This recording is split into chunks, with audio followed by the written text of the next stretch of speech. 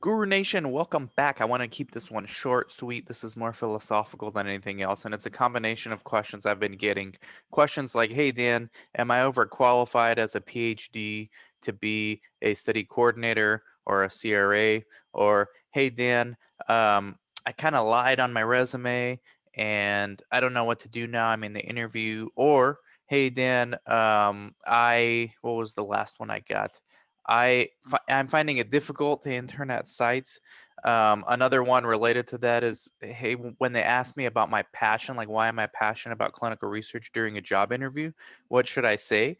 All these things revolve around a couple of different issues. Number one is mindset. You have to have the right attitude in clinical research. And what does that mean? You have to be willing to put in hard work, and you have to be willing to sacrifice, and you have to be willing to do things that others are not doing, because when you lack the experience, you make up for it with effort, with passion, and with creativity, which I guess all those things are could be considered the same thing. So let me explain. Yes, sites are not wanting interns for the most part. You, I'm talking to you out there watching, you have to show them why you need to be there for their needs, not for your needs, for their needs. Sites do need you, they just don't realize they need you. So couple of things: do they have Instagram? How are they doing in community outreach? Is their website good? Are they posting enough on Craigslist? Do they have a Facebook page? Are they doing their own biz dev, enough of it on clinicaltrials.gov? All those things. Do they have someone who can draw blood? Do they have someone who can pick up patients? Do they have someone who can go pick up dry ice when they need to ship out lab samples?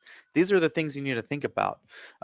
If you have an advanced degree like a master's or a PhD, psychiatric clinics near you, sites that do CNS studies, central nervous system disorder studies, always need raters, psychometric raters with advanced degrees. So you can work your way towards being that. Everybody can go get certified for the Columbia Severity Suicide Scale. You go on clinicaltrials.gov and you can find studies for schizophrenia, depression, bipolar, not only that you can get for sites, but that you can learn all the assessments that are done, because there's like a dozen different psychiatric assessments. That's for the advanced degrees. All these things revolve around effort, passion, creativity. So lying on your resume is a shortcut around the fact that you don't have passion, that your North Star is not truly aligned with what you're working on right now. So shortcuts typically are the first clue that the passion's not there. And I mean, we're seeing a lot because the industry is booming. We're seeing a lot of people lying on their resumes. I'm not talking about embellishing. I'm talking about just outright lying on their resume, saying that they're senior CRAs when they've never worked in clinical research. That's a lack of passion. If you have true passion, you are going to find a way to get in the industry. I'll say it again. If you have true passion, you are going to find a way to get into the industry. And it's going to become very evident from the people you network with, the people you talk to on LinkedIn, on Clubhouse, at the ACRP, at the SOCRA chapters, at the Latinos in Clinical Research Zoom calls, at the Black Women in Clinical Research Zoom calls. Your passion is contagious. It's gonna rub off the right way on other people. So first, you got to have the correct North Star, the goal. What do you want? And then is it big enough for you to have to struggle and put in extremely difficult time and hard work into the little things that can get you there, the roadmap that can get you there? The roadmap is there on my blog, theclinicaltrialsguru.com. There's a tab called Start a Career in the Industry, or Get Your Career Started in the Industry, something like that, looking to land a career in the industry. Again, if you're passionate enough, you'll find it. So these are the things that employers pick up on: formatting in your CV, typos in your CV, how you're writing your emails. Are you saying you're not receiving emails to Zoom invites or calendar invites when you actually are? So, like, these are the things. If you default towards no, it's not, I can't find it, I don't have it, everything no, it signals that you don't have a passion about it. We have a CRA Academy, and because we're doing virtual internships every month, we have a virtual internship meetup. And there's always a few people that say, hey, I never got the invite, even though the invite sends a calendar invite and a follow up invite prior to the meeting, and then a replay. So there's always the students that say, hey, I never got it. And not surprisingly, those are the ones who also don't turn in their monitoring reports. And not surprisingly, those are the ones who take longer to get jobs. So you got to default to the yes. You've got to look at how you can get to where you need to get to.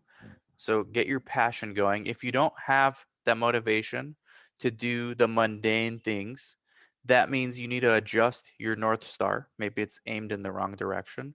Maybe you want to be a CRA for the wrong reasons. Maybe you actually want to be a CRC, but you just see dollar bills as a CRA. And by the way, CRCs also have dollar bills too. You just need to provide value to the site or create enough value in the marketplace. So the point of all this is yes, it's possible. It all depends on your mindset. There's a really good book called Who Moved My Cheese, which I talked about in a previous video.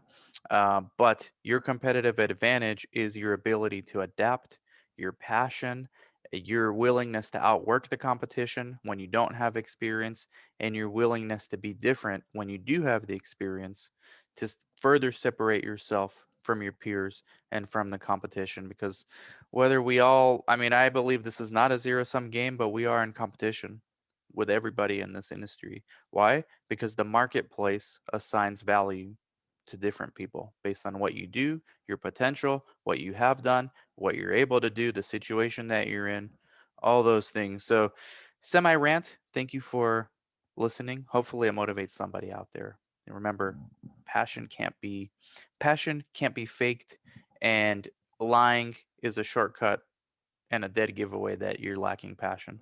Nobody wants to hire someone who lacks passion because you're going to lack the will to do what it takes. And at the end of the day, that's what employers need. And that's what sponsors need when they hire sites, even.